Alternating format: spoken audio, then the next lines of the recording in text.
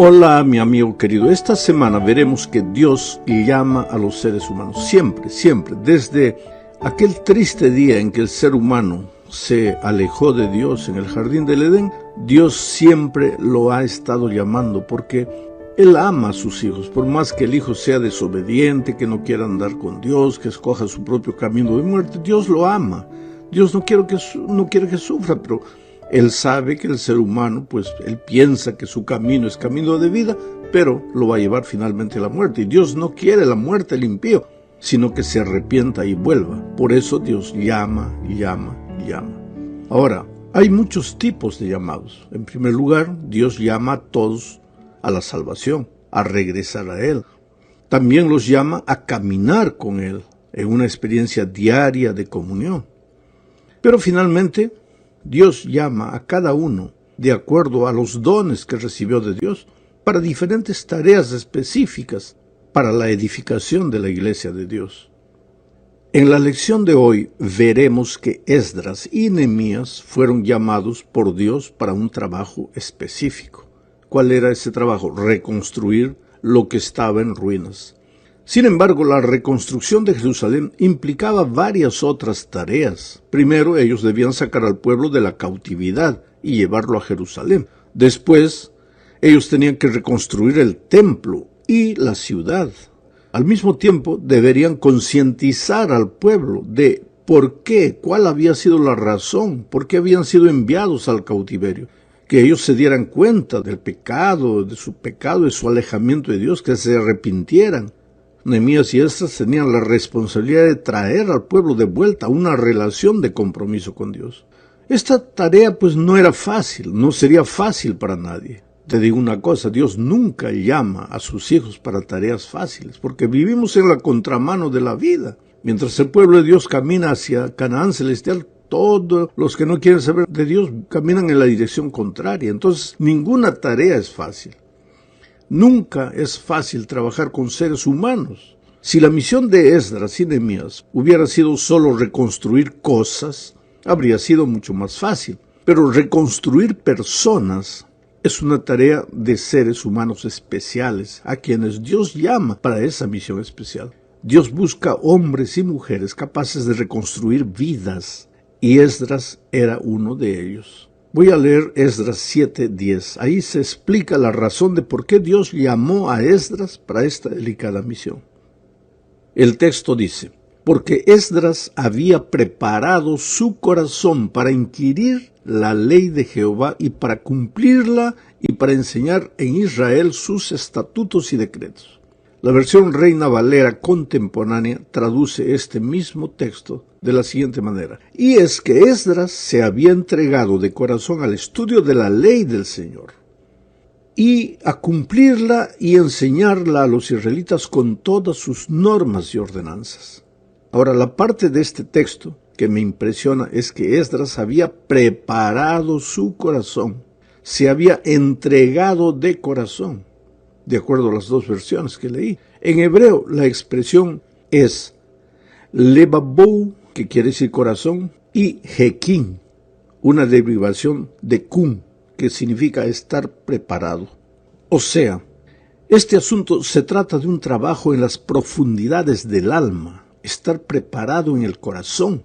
No es apenas un asunto de actitud exterior, de comportamiento, sino de limpieza de corazón, que se traduce o se evidencia en una actitud exterior coherente. Para entender el mensaje del texto, habría que recordar lo que David dijo en el Salmo 119, versículos 9 al 11. Dice: ¿con qué limpiará el joven su camino?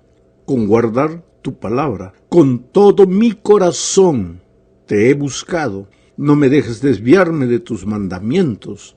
En mi corazón he guardado tus dichos para no pecar contra ti. Ahora, si tomas estas ideas de David y las aplicas a la vida de Esdras, no encuentras la misma similitud. Corazón, ley, enseñanza, andar en los caminos de Dios. Date cuenta que en el texto que acabo de leer ahora de Salmos, David limpia su camino por guardar la palabra de Dios. Pero buscar la palabra de Dios es buscar al Dios mismo, no desviarse de los caminos de Dios. Con esto en mente, volvamos a Esdras. Dice el texto referente a Esdras, y es que Esdras se había entregado de corazón al estudio de la ley del Señor y a cumplirla y enseñarla a los israelitas con todas sus normas y ordenanzas. Claro, solo puede enseñar alguien que vive el mensaje. Porque, ¿sabes? Los seres humanos tienen un instinto, yo diría así. Ellos saben cuando la persona que está hablando de boca para afuera. Ellos perciben cuando la persona que está hablando del corazón. Y para que la predicación o la enseñanza bíblica tenga poder, tenga fuerza, tiene que nacer de un corazón que ha sido limpiado por la palabra de Dios. Ahora vamos a Nehemías. ¿Por qué Dios llamó a Nehemías? Leamos Nehemías 1, 4 al 6. Para que entiendas mejor el texto, te voy a contar el contexto. ¿Te acuerdas que Nehemías, eso vimos ya en la lección pasada, recibió la noticia de alguien que vino de Jerusalén, porque Nehemías estaba en la tierra extranjera?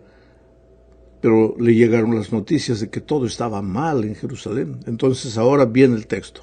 Cuando oí estas palabras, me senté y lloré, e hice duelo por algunos días, y ayuné y oré delante del Dios de los cielos. Y dije, te ruego, oh Jehová, Dios de los cielos, fuerte, grande y temible, que guarda el pacto y la misericordia de los que le aman y guardan sus mandamientos. Esté ahora atento tu oído y abiertos tus ojos, para oír la oración de tu siervo que hago ahora delante de ti, día y noche, por los hijos de Israel, tus siervos.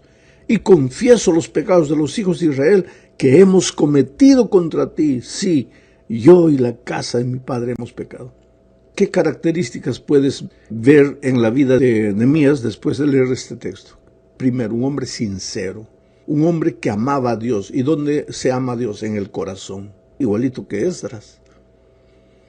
Un hombre apasionado por la misión. Cuando vio que la ciudad de Dios, el templo de Dios estaban destruidos, no se hacía nada para reconstruirlo, o se hacía pero no se avanzaba, su corazón se llenó de fuego santo. Lloró, sufrió, dijo, Señor, no puede ser, las cosas no pueden estar así. Y entonces, ¿qué hizo? Se puso a trabajar, primero a orar. A orar no solo por el pueblo pecador, sino él se incluye y dice, yo estoy aquí contigo, con el pueblo pecador, yo también soy un pecador. A veces nosotros vemos personas interesadas en reavivamiento, en reforma, pero todo lo que hacen es acusar a los otros. Nehemías no, Nehemías se incluye entre los pecadores. Él no busca reforma en los otros, él busca reforma en sí mismo. Solo después que tiene la seguridad de que Dios ha hecho maravillas en su vida, él está dispuesto a salir ahora y reconstruir la ciudad. Vamos a la segunda parte de este estudio. Hablaremos aquí de profecía. La Iglesia Adventista considera el fin de la profecía de las 2300 tardes y mañanas, o sea, de los 2300 años proféticos. Nosotros consideramos el fin de esa profecía como un punto básico en el surgimiento del remanente y el inicio del juicio investigador que tuvo ocasión el 22 de octubre de 1844. Nosotros creemos que la profecía de las 2300 tardes y mañanas termina en el año 44 y que ese día Dios pues levantó un remanente en este mundo para predicar el venidero juicio investigador que estaba comenzando. Sucede que la profecía de las 70 semanas que se le dio a Israel es el punto de partida de esta profecía de 2300 años. Cuando Daniel recibió la visión de las 2300 tardes y mañanas, quedó confuso, no la entendía y empezó a pedir la ayuda de Dios. Entonces el ángel vino y le explicó. ¿Qué le explicó? Pues eso es lo que vamos a leer ahora en Daniel 9, 24 y 25. El ángel vino y le dijo a Daniel, respecto de la profecía grande de 2300 tardes y mañanas. El ángel dijo, 70 semanas están determinadas sobre tu pueblo y sobre tu santa ciudad para terminar la prevaricación y poner fin al pecado y expiar la iniquidad, para traer la justicia perdurable y sellar la visión y la profecía y ungir al santo de los santos. Sabe, pues, y entiende que desde la salida de la orden para restaurar y edificar a Jerusalén hasta el Mesías príncipe habrá 7 semanas y 62 semanas. Se volverá a edificar la plaza y el muro en tiempos angustiosos. Ahora, querido, observa lo que dice el versículo 25. Desde la salida de la orden para restaurar y edificar a Jerusalén hasta el Mesías príncipe habrá 7 semanas y 62 semanas, o sea, 69 semanas. La última semana, porque son 70 semanas, la última semana de esta profecía se menciona en el versículo 27, pero voy a ver eso más adelante. Bueno, el asunto es cuándo empezó esta profecía. Tú sabes que una semana contiene 7 días. Por lo tanto, una semana profética equivale a 7 años literales. En otras palabras, esta profecía de 70 semanas se refiere a 490 años literales. La pregunta clave aquí es la siguiente: ¿cuál es la fecha del inicio de la profecía de las 70 semanas? Que es también el inicio de la profecía de los 2300 días. El texto dice que será a partir del momento en que se dicte el decreto para restaurar y reconstruir Jerusalén. El problema es que hubo 3 decretos relacionados con la restauración del pueblo judío. El primer decreto es Ciro, otro de Darío y finalmente otro de Artajerjes. Esos 3 reyes persas dieron órdenes para las restauraciones. Sin embargo, solo el decreto de Artajerjes incluye la preocupación por la ciudad de Jerusalén y solo este decreto se asocia con la alabanza a Dios por su intervención. Contamos entonces el comienzo de la profecía de las 70 semanas a partir del año 457 a.C., cuando salió el decreto de Artajerjes. Vamos ahora a la tercera parte de este estudio. Aquí veremos cómo se relaciona la profecía de las 2300 tardes y mañanas con la profecía de las 70 semanas. En parte ya expliqué esto en la parte 3. En realidad, pues, el asunto es el siguiente. Vamos a ser más específicos. La profecía de las 2300 tardes y mañanas se le reveló a Daniel con la siguiente advertencia. Daniel 8:26 dice: la visión de las tardes y mañanas que se te han referido es verdadera, y tú guarda la visión porque es para muchos días. Se está hablando de la profecía de las 2300 tardes y mañanas. Y el profeta añade entonces en Daniel 8:27: yo, Daniel, quedé quebrantado y estuve enfermo algunos días. Estaba espantado a causa de la visión y no la entendía. Daniel no entendía qué significaba la profecía de las 2300 tardes y mañanas que decía: y hasta 2300 tardes y mañanas y el santuario será purificado. Daniel no entendía esa profecía. Ahora, Daniel sigue diciendo que oró pidiéndole a Dios que le revelara el significado de la profecía y que como consecuencia de esa oración el ángel se le apareció nuevamente y le dijo lo que está en Daniel 9, 23 al 27. Voy a leer, aunque el texto es un poco largo. El ángel le dijo a Daniel: al principio de tus ruegos fue dada la orden y yo he venido para enseñártela. Esto es interesante. Tú comienzas a orar y Dios ya te responde. No terminó de salir la oración de tu boca, Dios ya mandó al ángel. Al principio de tus ruegos fue dada la orden, y yo he venido para enseñártela, porque tú eres muy amado. Entiende pues ahora la orden y entiende la visión. Sabe pues y entiende que desde la salida de la orden para restaurar y edificar a Jerusalén hasta el Mesías príncipe habrá 7 semanas y 72 semanas. Por otra semana más confirmará el pacto con muchos, a la mitad de la semana hará cesar el sacrificio y la ofrenda. Ahora, querido, este texto contiene los datos necesarios para entender lo que estamos diciendo. Primero, observa que el periodo profético de los 2300 años comienza cuando salió la orden para restaurar y edificar a Jerusalén. Ahora, la historia registra que esa orden, como ya lo vimos, la dio el rey Artajerjes de Persia el año 457 a.C. Este es entonces el año del comienzo del periodo profético de 2300 años. Segundo, la profecía decía que desde el año 457, que salió el decreto, hasta el Mesías príncipe, o sea, hasta el bautismo de Jesús, habría 7 semanas y 62 semanas. Ese total de 69 semanas en lenguaje profético equivale a 483 años. Esto nos lleva del 457 que salió el decreto antes de Cristo. Sumamos 483 años, nos lleva hasta el año 27 después de Cristo, fecha cuando la historia registra pues el bautismo del Señor Jesucristo. Hasta aquí la profecía, como te das cuenta, se ha cumplido con exactitud. Pero vamos al punto 3. La profecía habla de una semana más que nos lleva del año 27 hasta el año 34 después de Cristo, cuando el pueblo judío apedreó al diácono Esteban, y con eso se terminó el tiempo asignado al pueblo judío. 70 semanas están determinadas sobre tu pueblo, había dicho la profecía. O sea, esto también se cumplió con exactitud. Vamos al punto 4. La profecía afirmaba que a la mitad de esta semana, del 27 al 34, a la mitad de esta semana, o sea, el año 31 después de Cristo, hará cesar el sacrificio y la ofrenda.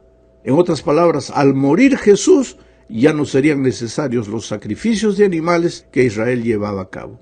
La historia registra que exactamente en el año 31 después de Cristo, Jesús murió, y puedes ver que una vez más la profecía se cumplió al pie de la letra.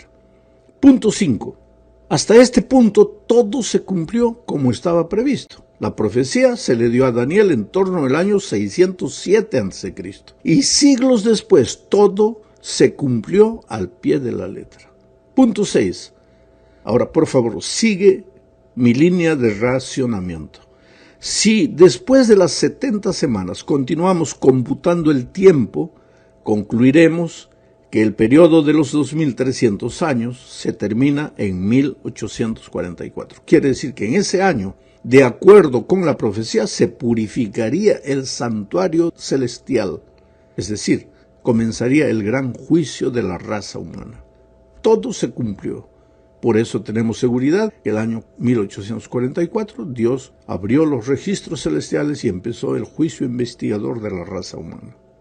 Vamos a la cuarta parte de este estudio. Veremos 2 clases de llamados. Ya dije que Dios llama para diferentes tareas. Voy a comentar 2 textos. El primero está en Romanos 8, 28 y 29, que dice: y sabemos que a los que aman a Dios todas las cosas les ayudan a bien, esto es, a los que conforme a su propósito son llamados. Porque a los que antes conoció también los predestinó, para que fuesen hechos conformes a la imagen de su Hijo, para que Él sea el primogénito entre muchos hermanos. Hay muchos cristianos sinceros que toman estos versículos para decir que existe predestinación en el sentido de que unos nacieron para perderse y otros nacieron para salvarse. Esto no es coherente, por un simple motivo. Todos hemos sido llamados para ser salvos. Todos hemos sido predestinados para la salvación. Ahora, eso no quiere decir que nos vamos a salvar todos, porque si yo quiero, yo puedo perderme. Vamos a hacer un ejemplo. La corbata fue cosida para ser usada en el cuello, pero eso no quiere decir que tú la vas a usar allá. Fue predestinada para el cuello, pero tú la puedes usar como un cinturón, como una correa, porque tú eres libre de hacer las cosas. Igualito, nosotros todos fuimos predestinados para la salvación, pero si no aceptamos, pues nos perderemos. El segundo texto es Romanos 9, 13, que dice: como está escrito, a Jacob amé, pero a Esaú aborrecí. Y muchos cristianos sinceros toman este texto para decir que Jacob es el símbolo de los que han sido predestinados para salvarse, pero Esaú es el símbolo de los que han sido predestinados para perderse. Esto no combina con el carácter de amor y de misericordia de Dios. Cuando se está escribiendo Romanos 9, no se está hablando de predestinación, se está hablando de misión. Jacob nació con un propósito, ser el padre de la nación de Israel, y eso no tenía nada que ver con salvación. Tanto así que muchos descendientes de Jacob se perdieron. Llegamos al fin de este estudio hablando de la responsabilidad humana delante del llamado divino. Dios llamó a Moisés, por ejemplo, pero Moisés, tú vas a ver un capítulo entero donde Moisés lucha, no quiere aceptar, dice, no, yo no soy un niño, yo no sé hablar, yo soy torpe de lengua, nadie me va a creer, pero Dios insiste, hasta que finalmente Moisés acepta. Ya Esdras y Nehemías son el ejemplo de dos personas que cuando recibieron el llamado, inmediatamente aceptaron la invitación de Dios para asumir la misión. Esdras, un sacerdote, Nehemías, un laico, ambos aceptaron la invitación, ambos pasaron a la historia como aquellos hombres que reconstruyeron la ciudad. Dios te está llamando. No sé quién eres y no sé para qué te está llamando Dios, pero escucha su llamado. Arrodíllate, ora, clama a Dios y escucha y responde al llamado. Que Dios te bendiga. Hola, mi amigo querido. Esta semana estudiaremos lo que sucedió en el Pentecostés en los días de los apóstoles. Sabes, para entender mejor el significado de la palabra Pentecostés, necesitamos saber que el calendario judío tenía 7 grandes fiestas religiosas. Una de ellas era la fiesta de las primicias, en la que se llevaban manojos de cebada como primicias al templo. 50 días después de la fiesta de las primicias se celebraba la llamada fiesta del Pentecostés. Esta fiesta giraba en torno de la siega del trigo y se ofrendaban gavillas perfectas del trigo recién segado. La palabra Pentecostés en el original griego significa 50, porque se celebraba 50 días después de la fiesta de las primicias. 50, Pentecostés, de ahí viene la palabra Pentecostés. En el pueblo de Israel era una fiesta espiritual extraordinaria donde el pueblo se alegraba. Este era un día de alegría, acción de gracias, mucha abundancia. Pero hay algo interesante que debemos tener en cuenta. El calendario de las fiestas de Israel, presentadas en Levítico 23, es una especie de bosquejo del ministerio de Cristo. La Pascua, por ejemplo, retrata la muerte de Jesús como Cordero de Dios. La fiesta de las primicias representa su resurrección de entre los muertos. 50 días después de la fiesta de las primicias viene el Pentecostés, que retrata el reconocimiento visible de la Iglesia de Dios. Y este día llega a ser un símbolo apropiado de la primera cosecha espiritual de la Iglesia cristiana, cuando el Espíritu Santo se derramó abundantemente y se bautizaron 3,000 personas en un solo día. Pero volvamos ahora a los días de los primeros apóstoles. Después de la asunción de Jesucristo, ellos empezaron a vivir en espíritu de oración y comunión, esperando la manifestación del Espíritu Santo que Jesús les había prometido. La misión que tenían ellos delante era gigantesca, desde el punto de vista humano imposible de ser cumplida. Predicar a toda nación, tribu, lengua y pueblo.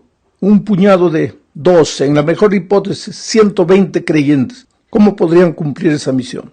Lo único que les restaba era esperar y orar. Ahora, repentinamente sucedió algo extraordinario. Hechos capítulo 2, versículos 1 y 2 relata este hecho de la siguiente manera. Cuando llegó el día de Pentecostés, todos ellos estaban juntos y en el mismo lugar. De repente un estruendo como de un fuerte viento vino del cielo y sopló y llenó toda la tierra donde se encontraban. Entonces aparecieron unas lenguas como de fuego que se repartieron y fueron a posarse sobre cada uno de ellos. Todos ellos fueron llenos del Espíritu Santo y comenzaron a hablar en otras lenguas, según el Espíritu los llevaba a expresarse. Sabes, mi amigo querido, esta fue una manifestación extraordinaria del Espíritu Santo. Pero la obra y el ministerio del Espíritu no empezó en el Pentecostés. El Espíritu ya había estado trabajando a lo largo del Antiguo Testamento. Se mostró, por ejemplo, activo en la creación cuando se movía sobre la tierra desordenada y vacía. Lo vemos repetidas veces en la vida de los patriarcas, de los profetas. Por ejemplo, los grandes hechos prodigiosos de Sansón fueron hechos del Espíritu. En Ezequiel encontramos al Espíritu de dos formas extraordinarias, trabajando para resucitar aquel valle de huesos secos y después como un río que por donde penetra sana todas las aguas. El ministerio del Espíritu es bien claro en el Antiguo Testamento. También se manifestó en la vida y en el ministerio de Cristo. Estuvo en el bautismo de Cristo. Jesús fue engendrado en el Espíritu. Después de su bautismo, el Espíritu lo llevó al desierto. El Espíritu estuvo en la vida y el ministerio de Cristo. Pero a partir del Pentecostés, hay dos cosas que nunca más serían la misma. Primero, es que el Espíritu comenzaría ahora a habitar en las personas y no simplemente a venir sobre ellas. El cristiano sería el templo del Espíritu Santo. Y la segunda es que la presencia del Espíritu ya no aparecería intermitentemente, sino que sería una presencia permanente. Se dice, y con mucha propiedad, pues que las tres personas de la divinidad aparecen a lo largo de la vida humana, pero Dios el Padre es el que más aparece en el Antiguo Testamento, aunque las tres personas tienen participación activa en la vida de su iglesia. Ya en los días de Cristo, la persona que más aparece es el Dios Hijo, el Señor Jesús. Y a partir del Pentecostés, la persona que más aparecería sería la persona del Espíritu Santo. Claro que el Padre, el Hijo y el Espíritu Santo siempre están juntos en toda la historia y la experiencia humana, pero en el Antiguo Testamento se proyecta más el Padre, en la vida y ministerio de Cristo se proyecta más el Hijo, y a partir del Pentecostés se proyecta más el Espíritu Santo. En la segunda parte de este comentario hablaremos del don de lenguas. De acuerdo al texto anterior, la manifestación del Espíritu Santo en el día del Pentecostés vino acompañada de por lo menos tres hechos extraordinarios. Primero, el sonido de un viento fuerte, después las lenguas de fuego, y después los cristianos alabando a Dios y comunicándose en varias lenguas. Ahora, no podemos creer que estos tres fenómenos tengan que manifestarse cada vez que el Espíritu Santo sea derramado sobre una persona. Evidentemente, en aquel momento de la historia, en aquellas circunstancias, eran necesarias esas manifestaciones sobrenaturales, viento, fuego, en fin, aprender lenguas así espontáneamente. ¿Por qué era así? Primero porque había que llamar la atención de las personas, para lo que un puñado de cristianos tendría que decir. ¿Quién estaba prestándoles atención? Nadie. Y el evangelio tenía que ser predicado a toda nación, tribu, lengua y pueblo. Hechos 2, 5 y 6 dicen: en aquel tiempo vivían en Jerusalén judíos piadosos que venían de todas las naciones conocidas. Al escucharse aquel estruendo, la multitud se juntó. ¿Estás viendo? La multitud se juntó y se veían confundidos porque los oían hablar en su propia lengua. Yo digo que tal vez si no se escuchase aquel estruendo, la multitud no se habría juntado. Y quién sabe, nadie habría prestado atención a lo que los apóstoles iban a decir, si ellos no hablasen lenguas diferentes instantáneamente. El texto dice: al escucharse aquel estruendo, la multitud se juntó y se veían confundidos porque los oían hablar en su propia lengua. ¿Ves? La multitud se veía confundida, alarmada, curiosa, expectante. Algo extraño y sin precedentes estaba sucediendo.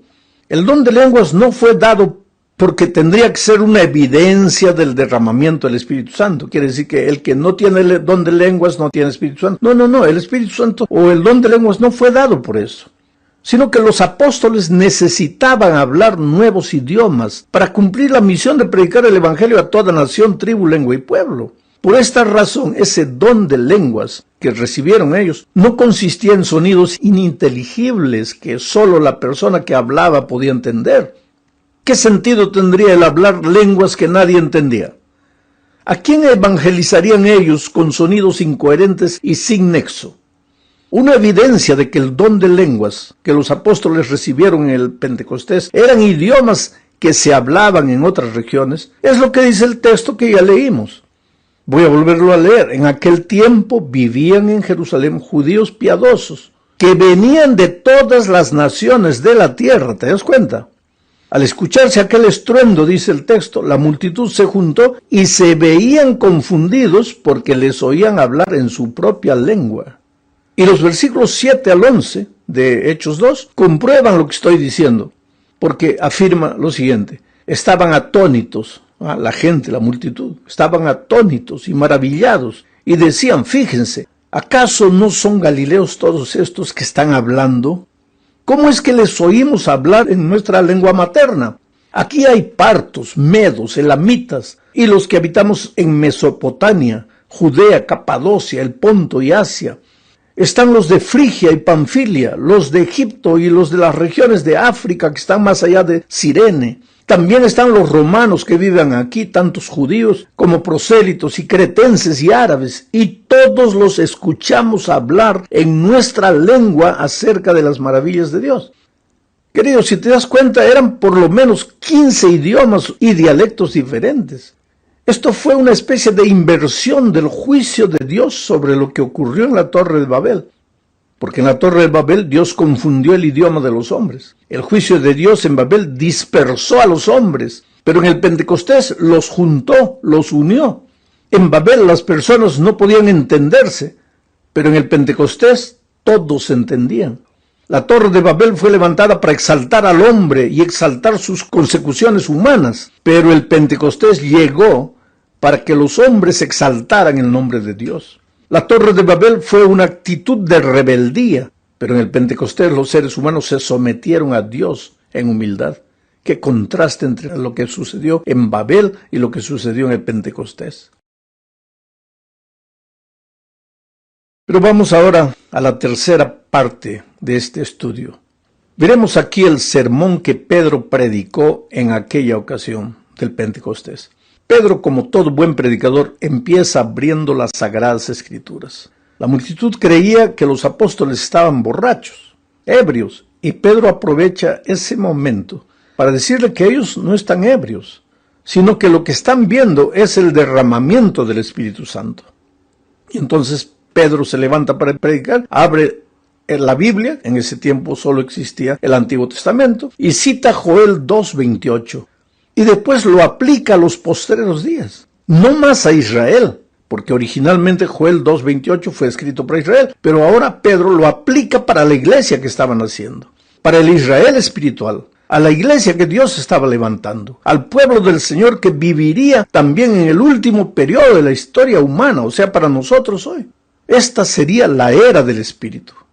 Después, Pedro declara que Jesús es el Mesías, y presenta la resurrección de Cristo como la prueba indubitable de que Jesús es Dios y es el Mesías.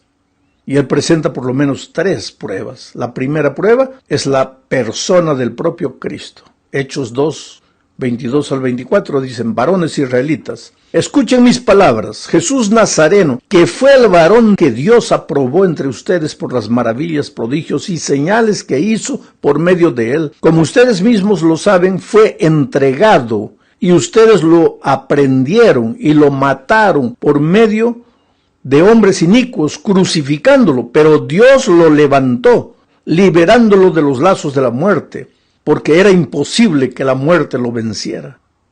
¿Te das cuenta? El pueblo que oía a Pedro conocía a Jesús, lo había visto durante 3 años, había visto las manifestaciones de su poder a través de sus milagros, lo había visto morir y después lo había visto resucitar. Era una prueba de que Cristo era Dios. La segunda prueba de Pedro es la profecía de David. En los versículos 25 al 31 de Hechos 2, Pedro cita el Salmo 16, versículos 8 al 11. En este texto David habla de sí, pero no se refiere a él, sino al Mesías que vendría. Mira lo que dice: por eso mi corazón se alegró y mi lengua cantó llena de gozo. Mi cuerpo descansará en la esperanza, porque no dejarás mi alma en el Hades, no permitirás que tu santo se corrompa. Me hiciste conocer los caminos de la vida y me llenarás de gozo con tu presencia. Te das cuenta que es evidente que David, aunque está hablando de él, no se está refiriendo a él, se está refiriendo al Mesías que vendría. Y aunque muerto, no se descompondría, sino que resucitaría. La tercera prueba de Pedro es el testimonio de los cristianos. Hechos 2:33 dice: Y como él fue exaltado por la diestra de Dios, recibió del Padre la promesa del Espíritu Santo y ha derramado esto que ahora están viendo y oyendo. O sea, para Pedro el propio Pentecostés era una prueba de la resurrección de Cristo, porque Jesús ahora en la persona de su Espíritu había venido a estar con sus hijos. Hablemos ahora de la exaltación de Jesús. Durante el trimestre pasado estudiamos el tema del gran conflicto y vimos que el tema del conflicto es la adoración y la obediencia. Satanás desea la adoración y la obediencia para él. En la peor de las hipótesis, adora lo que sea, obedece lo que sea, menos a Dios. Pero ahora Pedro, en su sermón, presenta la exaltación de Cristo como algo concreto e indiscutible. Hechos 2, 33 al 36 dice, y como él fue exaltado por la diestra de Dios, se está refiriendo a Cristo, ¿no? Como él fue exaltado por la diestra de Dios, recibió del Padre la promesa del Espíritu Santo y ha derramado esto que ahora están viendo y oyendo. David mismo no subió a los cielos, pero sí dice, dijo el Señor a mi Señor, siéntate a mi derecha hasta que yo ponga a tus enemigos por estrado de tus pies. Sépalo bien todo el pueblo de Israel, que a este Jesús a quienes ustedes crucificaron, Dios lo ha hecho Señor y Cristo. O sea, aunque el diablo quiso arrebatar la adoración y la obediencia para él, ahora después de la muerte y de la resurrección de Cristo, no hay más argumento para que el ser humano sea derrotado por el mal. El enemigo puede sugerirte, puede tentarte, puede hacer cualquier cosa para llevarte a su territorio, pero Jesús ya fue exaltado. Solo te resta aceptar la exaltación de Cristo, el señorío de Cristo. Solo te resta aceptar a Jesús no solo como tu Salvador, sino como tu Rey y Señor, para gobernar tu vida, para exaltar en tus actos, en tu vida, en tu conducta, en tus palabras al Señor Jesucristo, porque ya no hay argumento para la derrota, para ningún tipo de derrota. Bueno, llegamos al fin de este estudio.